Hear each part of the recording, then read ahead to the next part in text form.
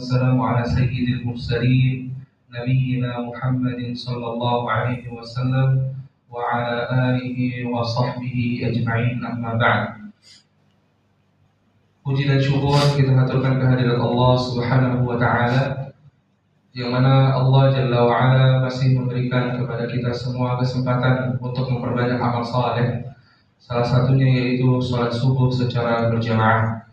Salawat dan salam kita sampaikan kepada manusia terbaik, Khatamul Anbiya wal Mursalin, penutup para nabi dan rasul, yakni Nabi Muhammad sallallahu alaihi wasallam, beserta para keluarganya, para sahabatnya, para tabi'in, atba'ut tabi'in, serta umat yang senantiasa istiqamah menjalankan sunnah beliau hingga akhir zaman. Bapak-bapak jamaah Masjid Al-Khairat yang dirahmati oleh Allah Subhanahu wa Ta'ala, di kesempatan kultum pagi ini kita akan membahas tentang keutamaan dan kemuliaan seorang mukmin adalah dengan berdoa kepada Allah. Bismillahirrahmanirrahim. Allah Subhanahu wa Ta'ala berfirman di dalam surah Ghafir, surah ke-40 ayat 60, yang mana di sini adalah perintah untuk meminta kepada Allah Tabaraka wa Ta'ala. A'udzu billahi minasyaitonir rajim. Wa qala rabbukum ud'uni astajib lakum innal ladzina yastakbiruna 'an 'ibadati sayadkhuluna jahannama dakhirin. Yang artinya, dan katakanlah hai Muhammad, berdoalah kepadaku, yakni meminta kepada Allah Subhanahu wa Ta'ala, niscaya akan kuperkenankan bagimu, yakni akan aku kabulkan doa-doa kamu.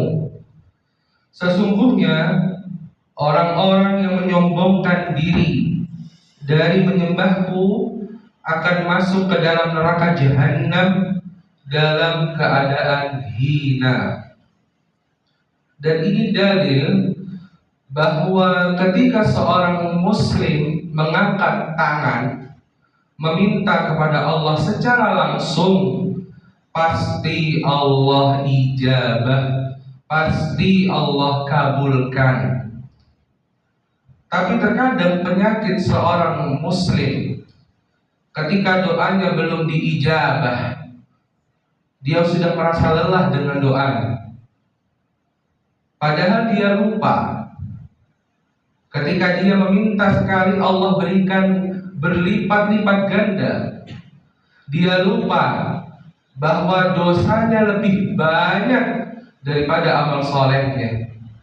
Dia lupa bahwa dirinya bermaksiat bertahun-tahun, tapi dia isti'jal, terlalu terburu-buru dalam berdoa. Oleh karenanya Allah Subhanahu wa Ta'ala mengabulkan doa seorang hamba dengan beberapa cara. Yang pertama, dikabulkan saat itu juga.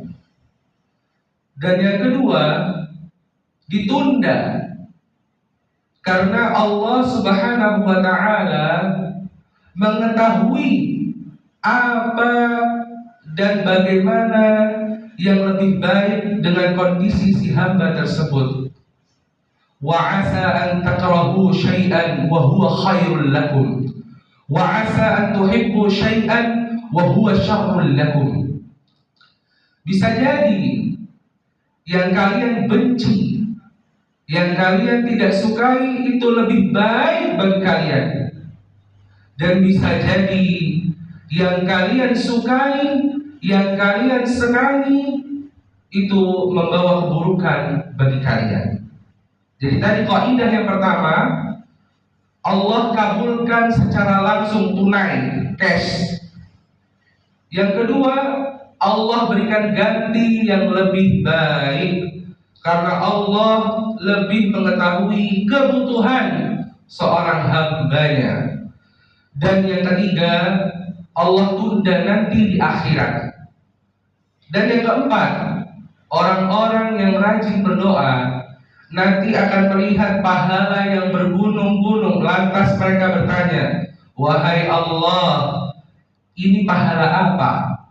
Kemudian Allah Ta'ala berfirman, ini adalah pahala dari doa-doa yang kalian panjatkan selama di dunia. Dalilnya Rasul sallallahu alaihi wasallam bersabda, ad-du'a'u huwal ibadah. Doa adalah ibadah, dan ibadah pasti bernilai pahala di sisi Allah Subhanahu wa ta'ala. Al-Imam Al-Hafidh Ibnu Hajar Al-Asqalani rahimahullah ta'ala menuturkan bahwa Syekh Taqiyuddin Subki rahimahullah ta'ala berkata, yang dimaksud doa dalam ayat tadi, yakni ud'uni astajib lakum, adalah doa yang bersifat memohon. Dan ayat berikutnya, an ibadati, menunjukkan bahwa berdoa lebih khusus daripada beribadah. Artinya, barang siapa yang sombong tidak mau beribadah, maka pasti dia sombong tidak mau berdoa. Dan Allah Subhanahu wa ta'ala berfirman di dalam surah Al-Baqarah, surah kedua, di juz yang kedua, ayat 186. Allah Ta'ala berfirman, wa idza sa'alaka ibadi 'anni fa inni qarib ujibu da'watad da'i idza da'an falyastajibuli. Kata Allah, dan apabila hambaku bertanya tentangku, hai Muhammad, inni qarib, sesungguhnya aku sangatlah dekat. Ketika hamba mengangkat tangan, Allah melihat, Allah memberikan rahmat seketika itu juga, dan Allah mendengar doa-doa kita. Hadirin yang dirahmati oleh Allah Subhanahu wa ta'ala. Ujibu da'watad da'i idza da'an, akan aku kabulkan semua permohonan kalian. Asal tadi yakin Allah pasti mengabulkan doa-doa kita. Jika tidak, Allah berikan ganti yang lebih baik. Jika tidak, Allah berikan nanti di akhirat. Jika tidak, maka menjadi amal saleh untuk kita semua. Karena kita sebagai umat akhir zaman, banyak sekali maksiat yang kita lakukan. Maka jangan sombong. Ketika doa belum dikabulkan, ya Allah, doaku lama sekali nggak kau kabulkan, engkau tidak adil. Wallahi, perkataan sangat zalim. Mengatakan Allah tidak adil. Padahal Allah tahu kebutuhan kita semua. Makanya di hadis Arba'in, di hadis ke-19, yang mana hadis ini nasihat Nabi kepada Abdullah bin Abbas, yang berbunyi, an Abi Abbas Abdullah bin Abbas radhiyallahu anhu qala kuntu khalfan Nabiy sallallahu alaihi wasallam yawman faqala ya gulam inni u'allimuka kalimat ihfazillaha yahfazka ihfazillaha tajidhu tujahaka idza sa'alta fas'alillah wa idza ista'anta fasta'in billah. Dari Abu Abbas Abdullah bin Abbas radhiyallahu anhuma, ia berkata, pada suatu hari aku pernah berada di belakang Nabi sallallahu alaihi wasallam, lalu beliau bersabda, wahai anak muda, sesungguhnya aku akan mengajarkan beberapa kalimat kepadamu. Kata Nabi, jagalah Allah, niscaya Allah akan menjagamu. Jagalah Allah, niscaya engkau akan mendapatinya di hadapanmu. Jika engkau meminta, mintalah kepada Allah. Dan jika engkau meminta pertolongan, maka mintalah kepada Allah. Oleh karenanya di dalam salat kita selalu kita meminta iyyaka na'budu wa iyyaka nasta'in. Hanya kepada Engkau lah kami meminta, dan hanya kepada Engkau lah kami memohon pertolongan. Dan di akhir kutub ini saya tutup dengan surah Al-Ikhlas, yang mana ini sebagai hujjah bahwa kita selalu meminta kepada Allah. Bismillahirrahmanirrahim. Qul huwallahu ahad. Katakan Allah itu esa. Allahus samad.